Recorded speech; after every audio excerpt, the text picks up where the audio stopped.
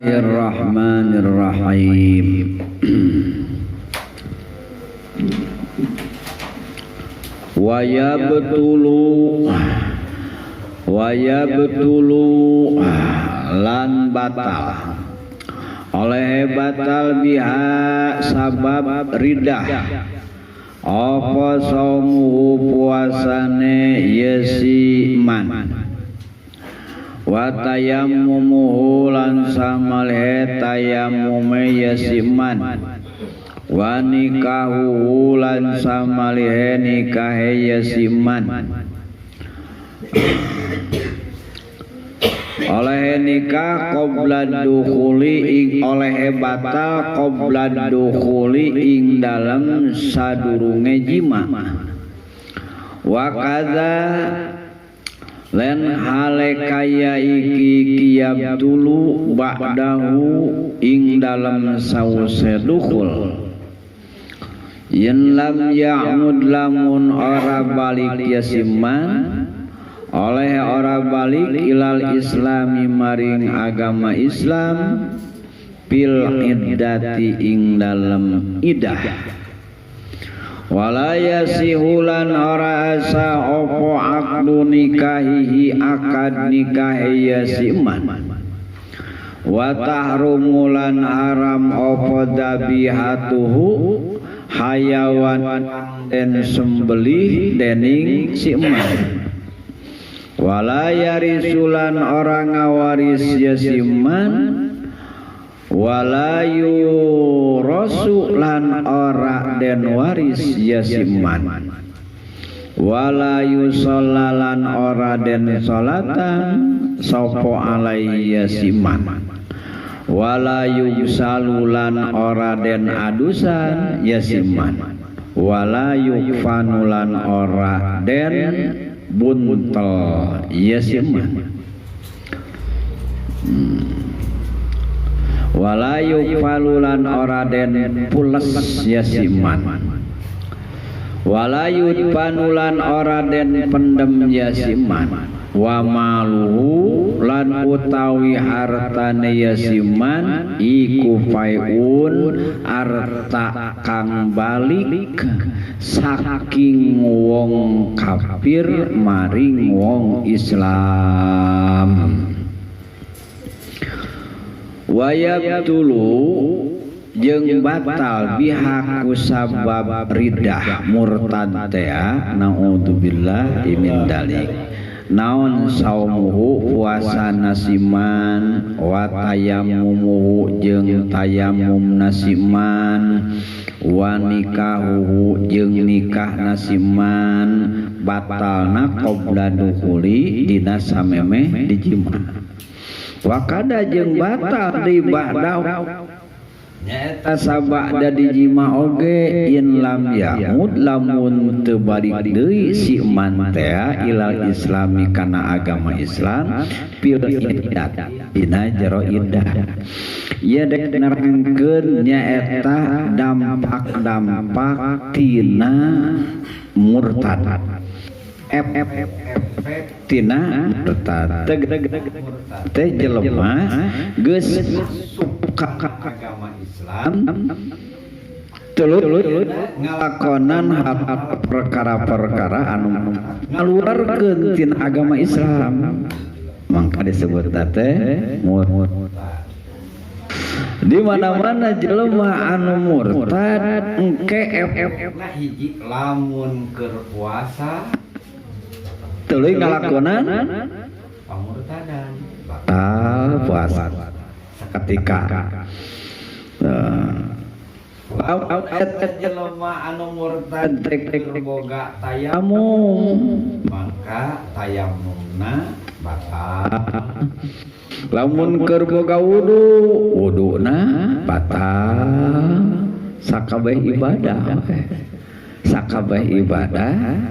karena syarat dina sakabeh ibadah lain dina puasa wungkul lain dina salat wungkul dina seluruh ibadah kabehanana syarat kudu aya dina Islam. Jadi lamun leungit syaratna nya leungit ibadahna oge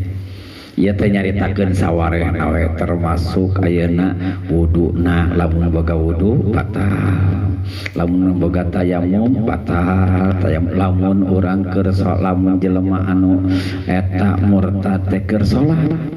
batal kemurtad.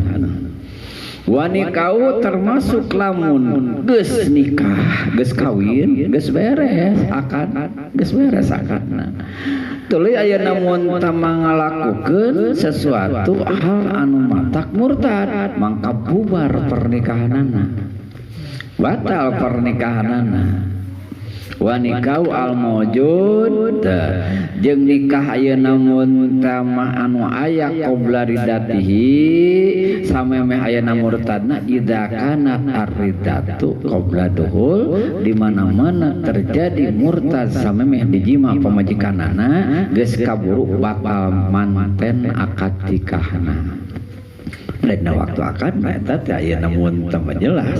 keur ayeuna Islam. Tapi begitu ayeuna mun teu geus beres akad nikahna memeh digawean memeh dipake kaburu naon? Kaburu murtad bubar harita keneh batal. Pernikahanna batal. Murtad teh kitu.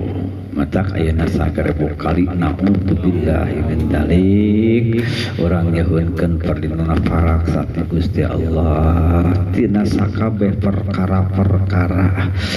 tina sakabeh patekadan anu matak ngamurtadkeun ngaluarkeun tina agama Islam, tina sakabeh omongan anu matak ngamurtadkeun, tina sakabeh pagawean anu matak ngamurtadkeun. Atak di dieu ayeuna saumua tayamum teh wasairu amalihi. Jeung sakabeh amal, sakabeh ibadah ayeuna mun teh lain eta wungkul. Nu matak batal teh ku murtad mah kabeh ayeuna mun teh amal. Ta eta teh lamun nyambung. Jadi hapus ayeuna mun tamah ganjaran ibadahna lamun eta murtad teh tepi ka maot. Kumaha mun cenah ayeuna mun talamun kaburu balik deui kana agama Islam meh maot eta mah ngabatalkeun kana ganjaran amal wungkul. Jadi aya cangkangna ngan eueuh siki gitu. Lamun kawa maot mah eueuh jeung cangkangna acan ludes. Jadi lamun ayeuna mun tamah murtad tuluy ayeuna balik di kana agama Islam teh tah nu tadi nu memeh murtad kungsi salat, kungsi maca Quran aya, nama-nama maca Quran aya, absenana nama aya, salatna aya ka absen ngan eueuh ladangna eueuh buruhanana gitu ayeuna mun. Jadi meureunna kudu ngabaru deui we hayang boga buruhan hayang boga ganjaran teh masyaallah matak lebih berat kafir anu murtad hukumanana lebih berat daripada nyata kafir anu asli. Kafir anu murni anu asli ya seperti kitu. Jadi sakabeh ayeuna mun tah kawajiban anu tinggalin dina sajero murtad pan di mana-mana balik deui teh kana agama Islam kudu dikodoan kafir asli mah pan lembaran baru we lembaran baru. Mata kitu urang di mana-mana ayeuna mun tamanya nyaritakeun tentang pemurtadan teh dianjurkeun selalu naudzubillahi min dzalik naudzubillahi min dzalik. Lamun jalma murtad balik di kana agama Islam cenah teu kabawa maot. Nah, mangka ari ngaranna mah aya, ngaran salatna mah aya, catetanna mah cuman eueuh buruhan salatna, eueuh ganjaran salatna. Jadi fayaudulahu al amal mujarradan anisab. Mangka kembali ngaranna mah ngaran salatna mah si ieu pernah salat, si ieu pernah ngaji, si ieu pernah maca Quran, si ieu pernah wiridan. Cuman ayeuna mujarradan anis sawab kosong tina ganjaran ganjaran fadza falidzalika la yajibu alaihi qada'uhu. langka cenah ayeuna mun tamah teu wajib nyaeta ngodoanana teu wajib ngodoanana mana teh ngodoan mana kade salah arti lain ngodoan anu sajero murtad lain ngodoan anu samemeh murtad kade bisa aya namun teu masalah artina lain ngodoan anu sajero murtad keur murtad da anu sajero murtad mah eta mah kudu kodoan lain nu memeh murtad pan beunang sok salat fardu gitu asok aya namun tama zakat gitu asok puasa tah salat zakat puasa bahkan ayeuna geus jadi haji gitu geus ayeuna ka Mekah tuluy aya namun tama murtad naudzubillah min dalik geus murtad tuluy balik deui kana agama Islam tah salat nu itu nu keur waktu Islam teu wajib ari tinggalin salat anu geus murtad mah wajib dikodoan paham teh salat anu samemeh murtad teu wajib dikodoan teh itu keur Islam keneh teu wajib dikodoan. Adapun salat anu geus murtad mah eta mah wajib dikodoan. Tinggalin puasa Ramadan anu geus murtad eta mah wajib dikodoan.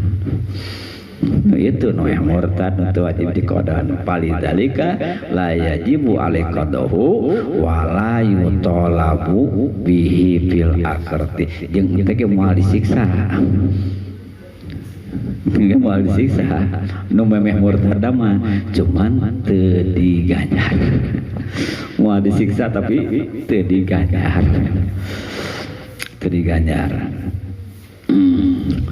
saterusna nyaeta lamun jelema yeuna mun tamah kawin geus hade malah ayeuna geus mang tahun-tahun. Nah, maka lamun dina tengah-tengah rumah tanggana ngalakukeun perkara anu matak ngamurtadkeun ngupurkeun maka batal pernikahanana. Lamun dijangka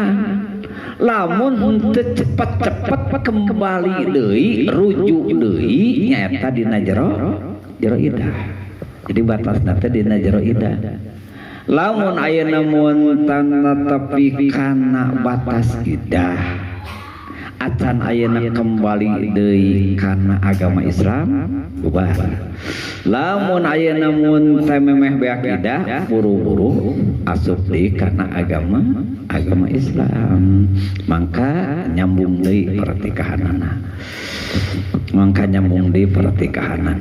Lamun buru-buru balik di kana agama Islam tapi syaratna kembali ke agama Islam nyata dina jero idah. Amalau ada ilal Islam fil iddati anapun lamun kaburu balik deui eta jelema anu murtad kana agama Islam ku ngucapkeun dua kalimat syahadat ya dina jero idah.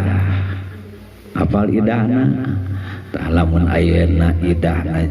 awewe anu masih kana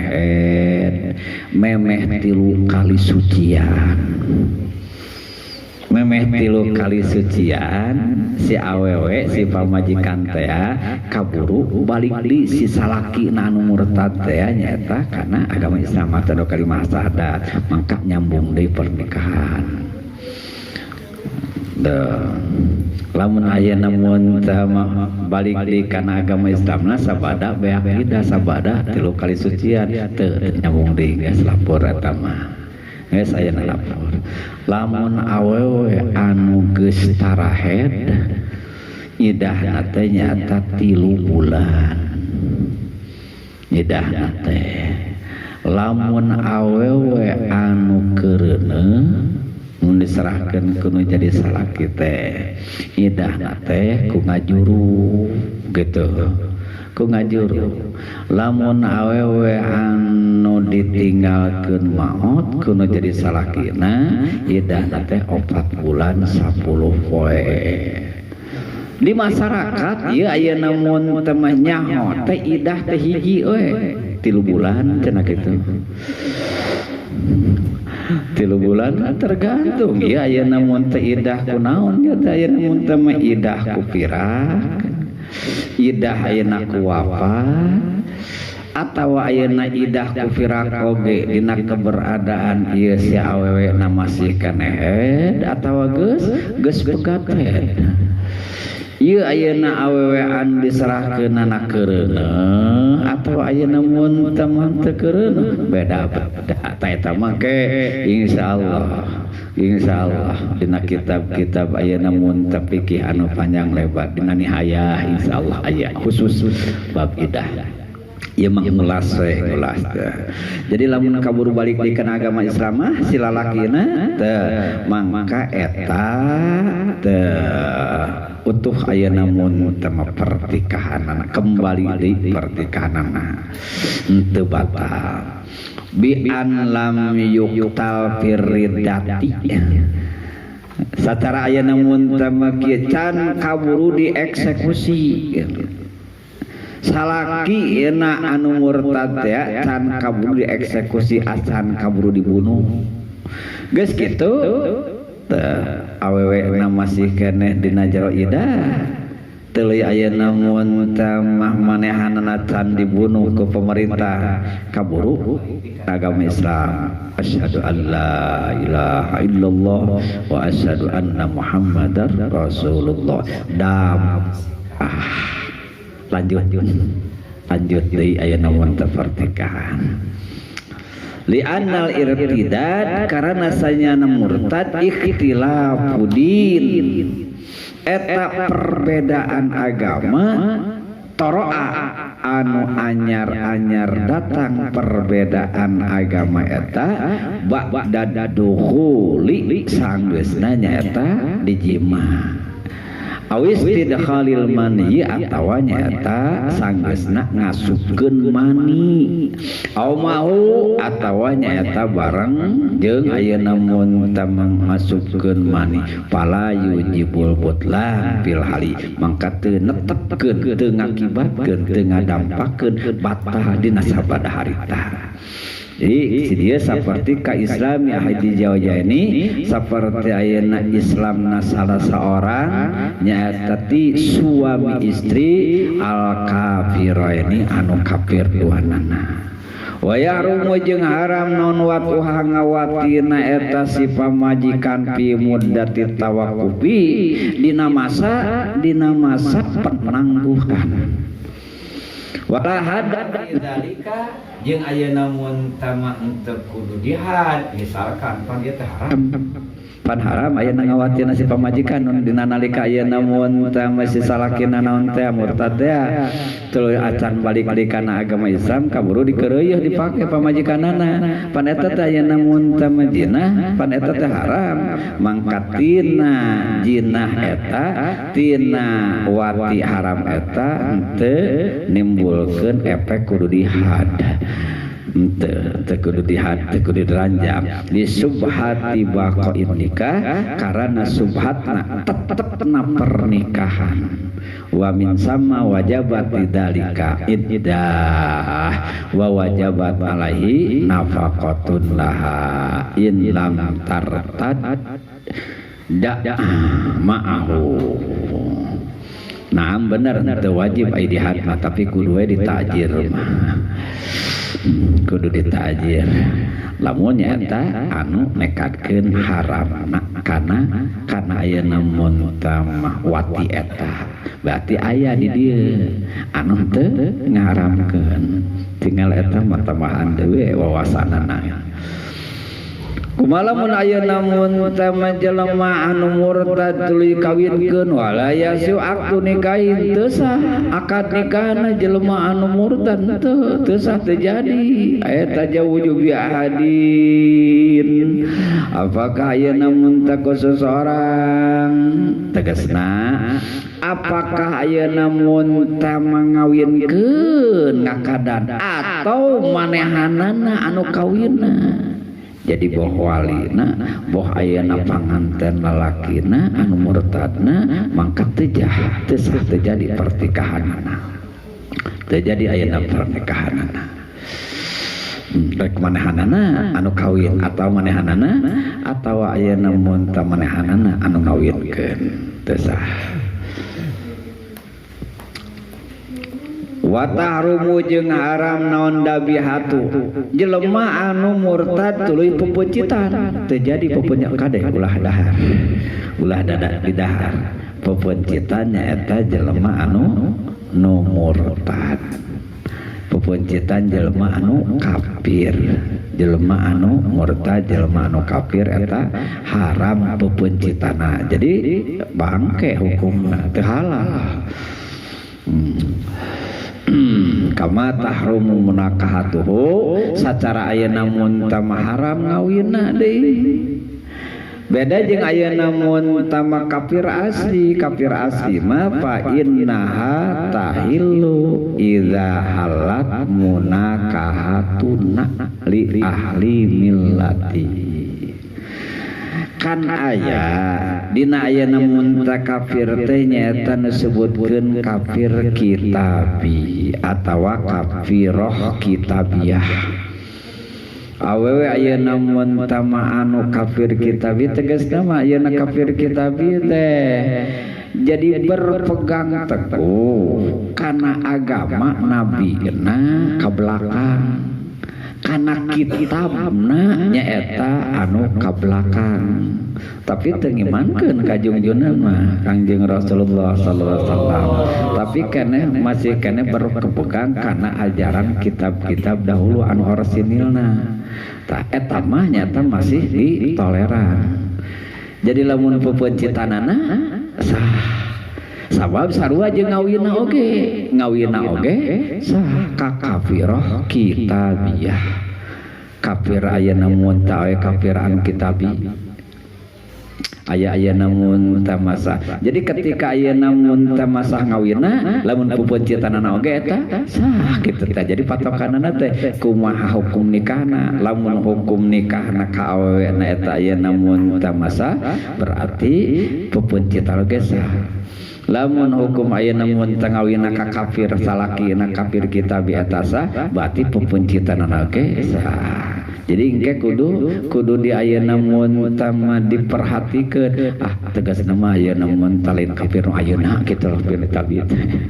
Da ayeuna mah geus Injil lain Injil ayeuna mun ta anu asli atuh dah lamun aya Taurat tegas lain ayeuna Taurat anu asli Tauratna Taurat ayeuna jijeunan Injil jijeunan manehanana. Geus dirobah wala yarisu lamun manehanana andai kata ayeuna mun tama maot mangka ayeuna mun tama teu meunang warisan teu meunang ayeuna mun tawarisan nyata ti jalma anu murtad jelema anu Islam tuluy ayeuna mun tama anu maotan murtad teu bisa ayeuna mun tangah waris teu meunang warisan oge teu bisa diwariskeun hartana apaan ayeuna mun tamatina sawarihna mawaniul irsi teh naon ikhtilafuddin jadi perbedaan agama eta mata ngahalangan tina silih warisan. Namun anak ayeuna jeung bapa apakah ayeuna anakna si bapana teu meunang warisan teu jadi anakna lamun anakna maot lamun ayeuna mun tama bapana nu maot si budak teu meunang warisan teu jadi bapana karena aya perbedaan agama gitu dampakna ya tapi ka ayeuna warisan bobar teu bisa ayeuna mun tama diwariskeun teu bisa diwariskeun kumaha ayeuna mun tama eta hartana mangka statusna harta anu murtad padahal tadina Islam kan ayeuna Islam kubur teh mangka statusna adalah harta jadi eta mah nyaeta milik kesejahteraan mukmin jadi kembalikan ka Baitul Mal ka diatur ke pemerintah teu beunang ayeuna diwariskeun dibikeun da geus putus ayeuna warisan hukum waris tina perbedaan agama itulah ayeuna mun tamanya efek tina murtad tina kaluar tina agama Islam teh kitu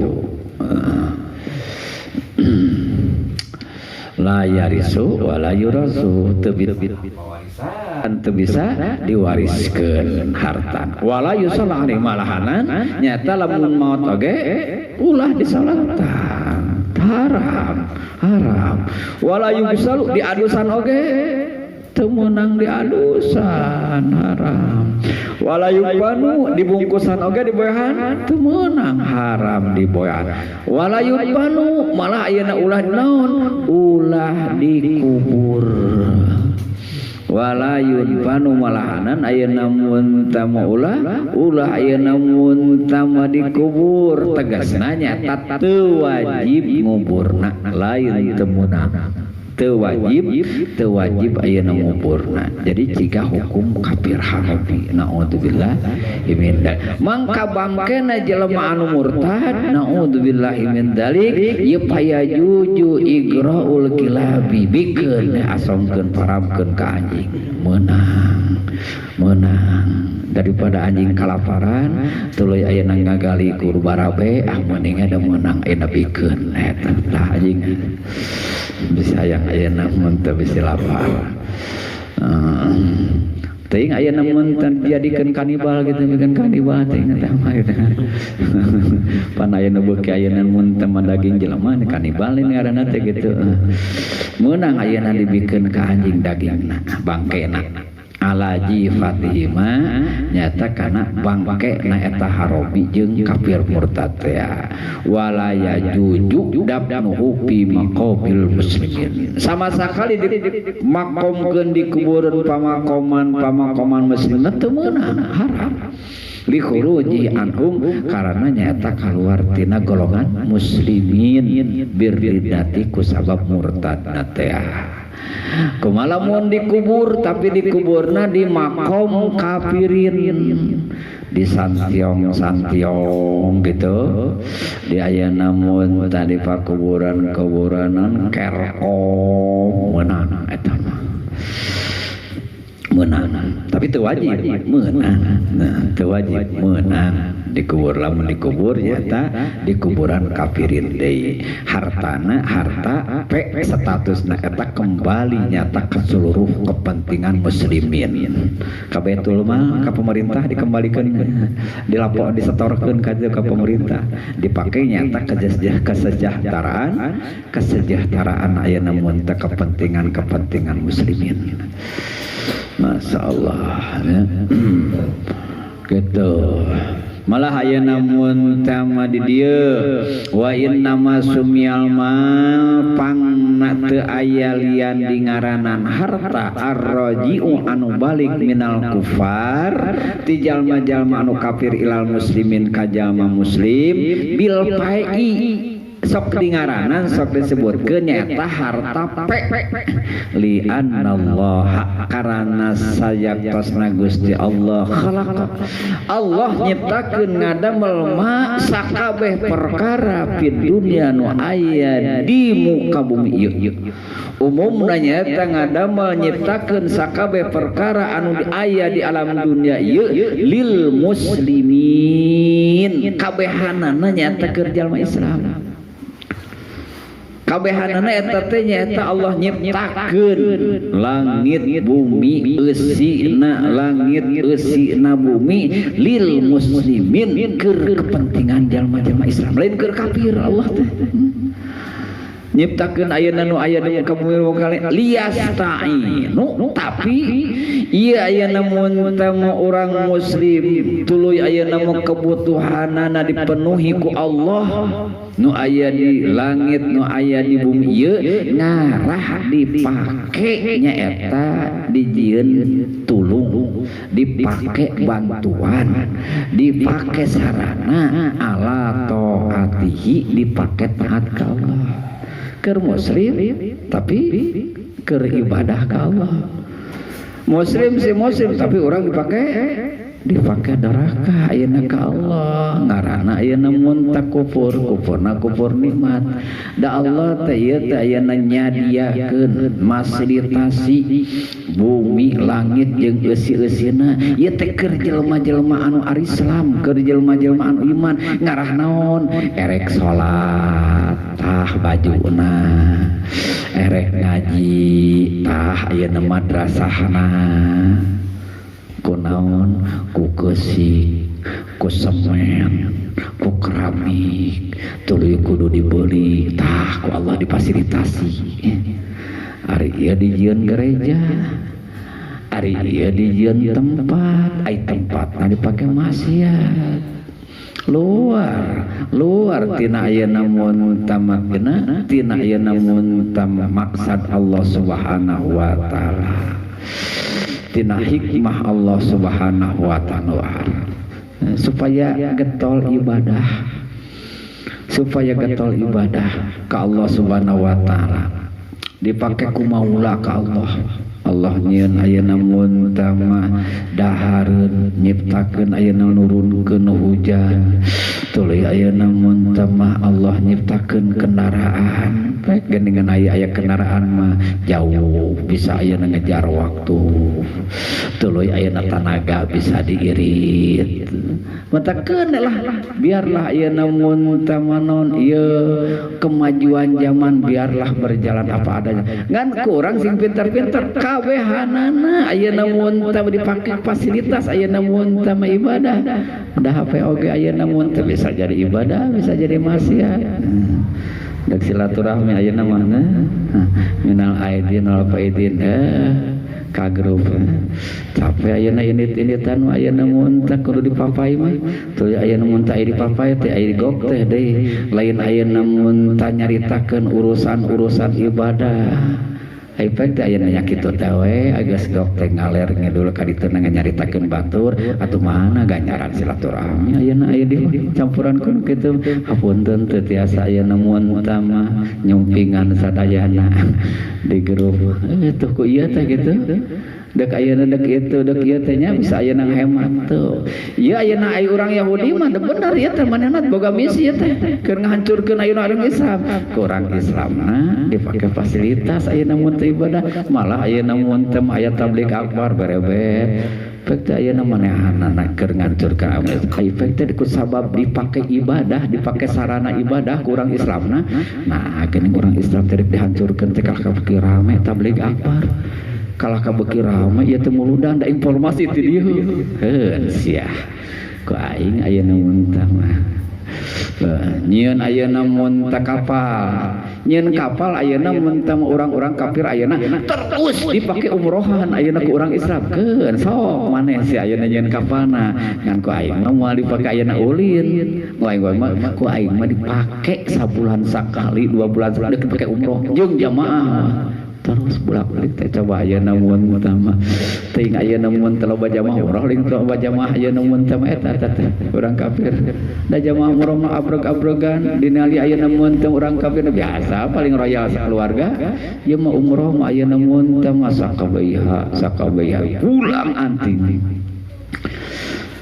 matakeun ulah dipake aduh terus urang sing bisa ayeuna mun teh mangpaatkeun fasilitas eta teh ku Allah ku Allah ayeuna ngakop tah urang kafir ayeuna mun teh nyieun kapalna urang nu make ibadahna pake ibadah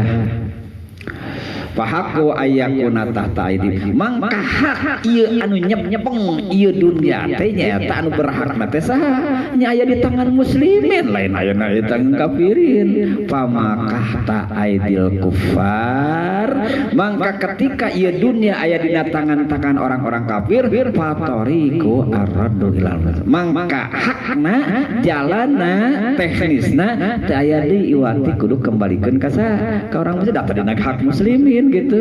ayeuna ketika ayeuna mun teh direbut ku urang kafirin paeh geus siapa yang balik kembali dikeun asal kaum muslimin deui kitu ayeuna mun hukum Islam teh tadi urang lamun seueur berlaku hukum Islam subur di Cimahi loba pabrik urang babah tuluy kembali ka wali kota meureunang paeh manehna teh moal dibikeun ka warisan ka ahli warisna naon karena tidak berlaku waris sekalipun anakna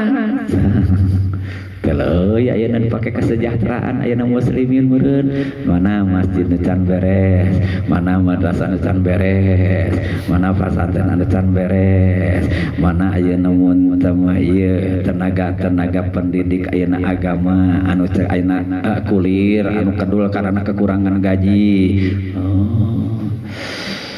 Ya ayeuna yang punya pabrik anu paeh alikeun deui ka wali kota teh naon wali kota teh naon dipake ke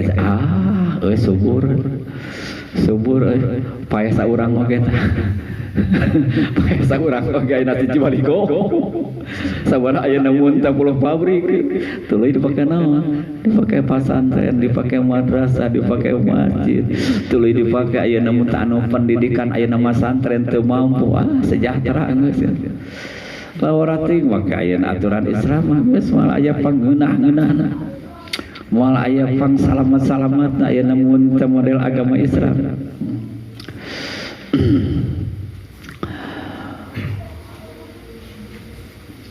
Faslun yajibu ala kulli mukallafin ada ujami ma aujabahullah alaih wallahu alam bissawab.